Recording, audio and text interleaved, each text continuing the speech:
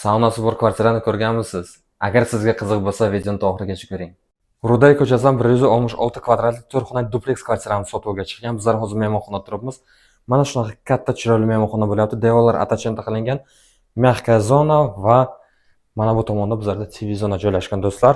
Kvartiramiz dvухkonturli kotel o'rnatilgan, sovuq pollar qilingan, bu tomonda konditsioner o'rnatilgan.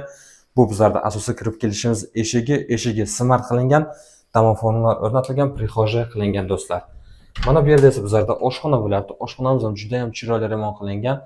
Mebel texnikalari qoladi, hamma narsa qoladi. Даже mana shu posudalar ham qoladi do'stlar. Mana bu yerda esa bizlarda общий sanuzul bo'lyapti. Sanuzul ham juda ham chiroyli remont qilingan. Ana endi ikkinchi qavatni ko'rsatib chiqamiz. Ikkinchi etajga ham chiqib oldik. Mana shunaqa chiroyli bizlarda hol bo'lyapti va mana bu yerda bizlarda sauna.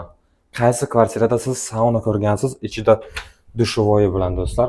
Bu yerda расширительный bak qo'yilgan. Yana qo'shimcha domimiz o'zi 8 qavatli bo'lyapti.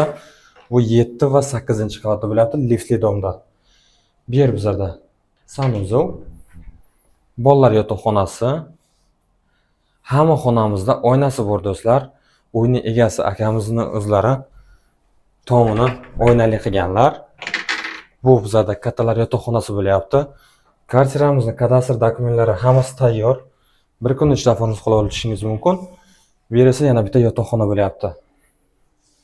Agar kvartirangiz ma'qul bo'lgan bo'lsa, agar qo'shimcha ma'lumot pastda bo'ladi, videoni tanishlarga yuborib qo'yish esdan chiqmasin. Ko'rishguncha.